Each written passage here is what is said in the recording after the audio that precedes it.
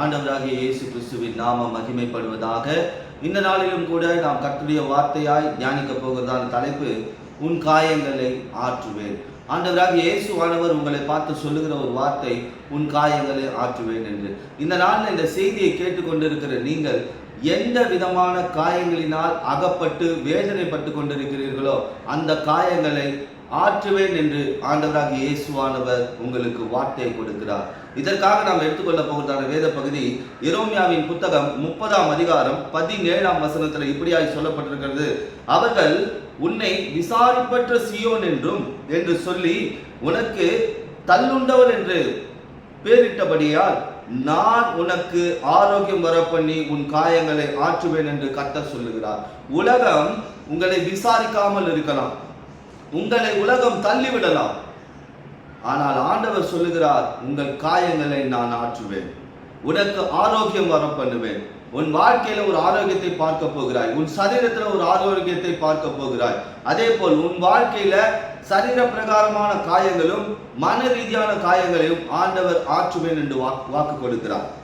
இப்ப நான் உங்களுக்கு ஒரு சின்ன ஒரு கதை சொல்றேன். ஒரு பெரிய வீடு இருக்கு. அந்த வீடு ஒரு காட்டின் மைய பகுதியில் இருக்கு. அந்த வீட்டை சுற்றி ஒரு பெரிய சுவர் எழுப்பப்பட்டிருக்கு, ஒரு காம்பவுண்ட் வால் சுவர் எழுப்பப்பட்டிருக்கிறது. இப்ப பாருங்க, அந்த காட்டுக்குள்ள கொடிய மிருகங்கள் இருக்கு. இப்ப இந்த வீட்டை சுற்றி ஏன் சுவர் எழுப்பப்பட்டிருக்கிறது?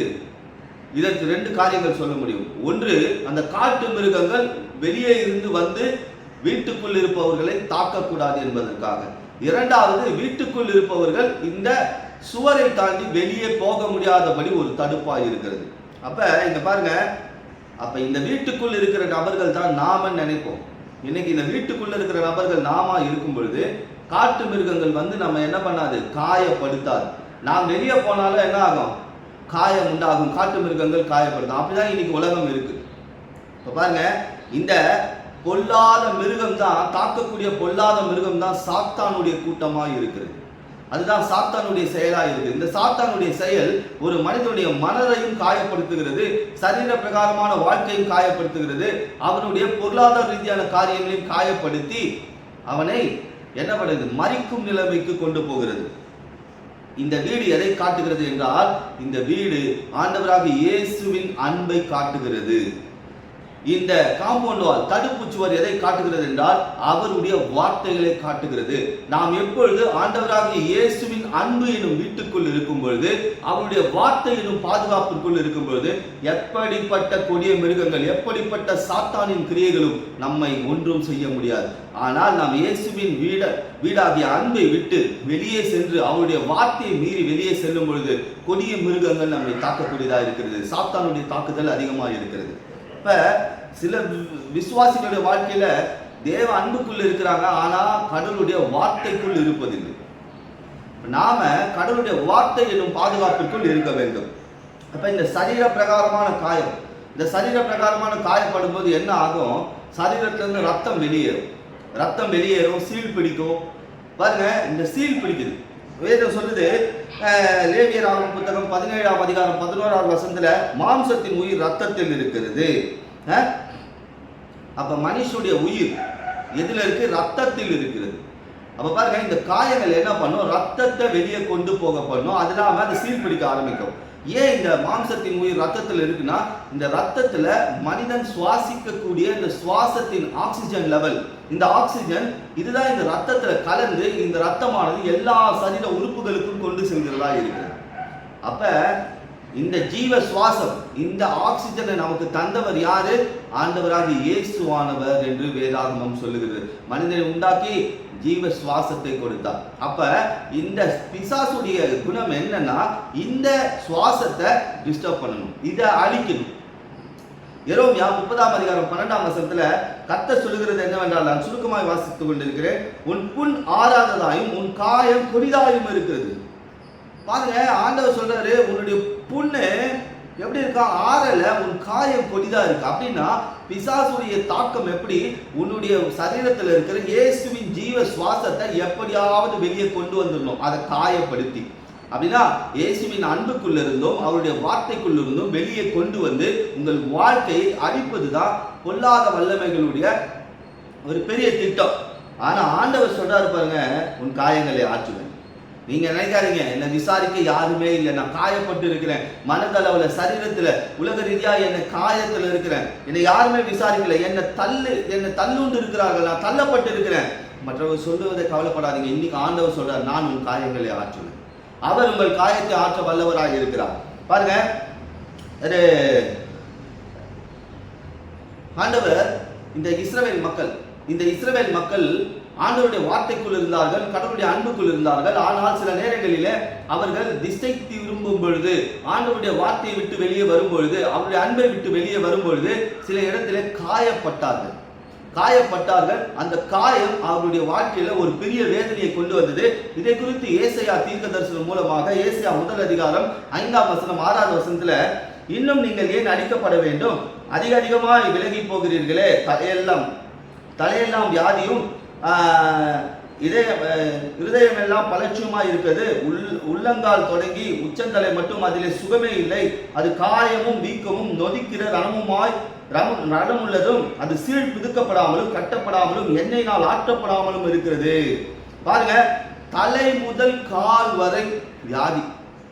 சரீரத்துல இந்த சீல் பிடிக்குதுன்னா பாருங்க, இந்த சீல் பிடிக்கிறதுடைய நோக்கம் அந்த இடத்த அழுகி போக பண்ணும், அந்த ரத்தத்தை கெட்டு போக பண்ணும், ஆக்சிஜனுடைய காரியங்களை கம்மி பண்ணும். பாருங்க, இந்த பிள்ளைகள் தவறு செய்கிறார்கள். ஆனால் தாய் அன்பு உள்ள இயேசுவானவர் அந்த காயத்தை கட்டும்படியாய் இருக்கிறார், அந்த காயத்தை ஆற்றும்படியாய் பேசிக் கொண்டிருக்கிறார். நம்முடைய காயங்கள் சுகமாக வேண்டும். இன்றைக்கு இந்த செய்தியை கேட்டுக்கொண்டிருக்கிற உங்கள் வாழ்க்கையில, என்னுடைய காயங்கள், என் மன ரீதியான காயங்கள், என் சரீர ரீதியான காயங்கள் இது சுகமாக வேண்டும் என்றால், இங்கே இந்த ஏசாயா 1 அதிகாரம் 5-6 வசனங்கள்ல ஒரு சில காரியங்கள் சொல்லப்படும். முதலாவது, சீல் பிதுக்கப்பட வேண்டும். இப்ப பாருங்க, நமக்கு முள்ளெல்லாம் குத்திக்கிச்சுன்னு வச்சுக்கோங்க, சீல் வச்சுச்சுன்னா எவ்வளவு வலி இருக்கும், எவ்வளவு வேதனை இருக்கும். அந்த சீலை வெளியே எடுத்த பிறகுதான் அந்த காயம் ஆற ஆரம்பிக்கும். அப்ப இந்த சீல் வடிது, அது எதை காமிக்கிறதுனா அழுகி போகுது. இது எதை காமிக்கிறது, நம்ம சரீரத்துல இருக்கிற தேவையில்லாத பாவங்களை காண்பிக்கிறது. இந்த பாவத்தை நம்முடைய வாழ்க்கையை விட்டு பிதுக்கி எடுக்க வேண்டும், பாவத்தை அறிக்கை செய்து விட்டுவிட வேண்டும். அதுதான் சீல் பிதுக்கப்படுதல். இது வெளியே வரலன்னு வச்சுக்கோங்க, இந்த சீல் வெளியே வரலன்னா தெய்வீகத்தை அழித்து விடும். ஒரு மனுஷனுடைய சரீரத்துல சீல் அதிகமாயிடுச்சுன்னா அது என்ன ஆகும், உடம்பு ஃபுல்லா இன்ஃபெக்ஷன் ஆகி சரீரத்தை அழிச்சிடும். அதே போல தெய்வீகத்துல இந்த பாவம் எனும் சீல் பிதுக்கப்படவில்லை என்றால் அது தெய்வீக தன்மையை அழித்துவிடும்.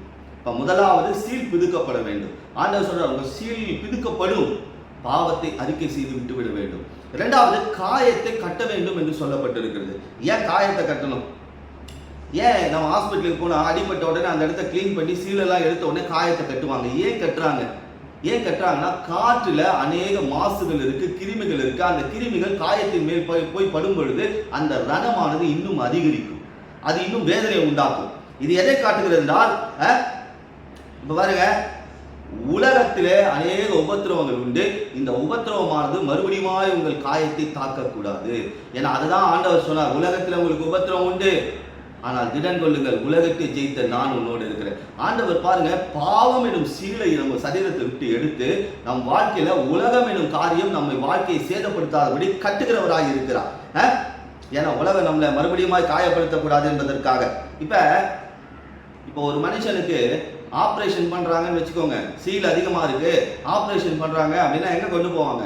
ஆப்ரேஷன் தியேட்டருக்கு கொண்டு போய் அந்த சீல் எல்லாத்தையும் வெட்டி, அந்த சீல் எல்லாத்தையும் எடுத்து அது மேல மருந்து போட்டு அது மேல பேண்டேஜ் சுத்துறாங்க பாருங்க. அதுதான் இங்க சொல்லப்பட்டிருக்கு. இன்னைக்கு நம்முடைய வாழ்க்கையில ஆப்ரேஷன் செய்யற இடம் தேவனுடைய ஆலயம். நம் வாழ்க்கையில தேவையில்லாத காரியங்களை கழித்து எடுத்து நம்முடைய காயங்களை கட்டக்கூடிய இடம் தேவனுடைய ஆலயம். நாம் முதலாவது இயேசுவின் அன்புக்குள் இருக்கணும், இரண்டாவது அவருடைய வார்த்தைக்குள் இருக்கணும்.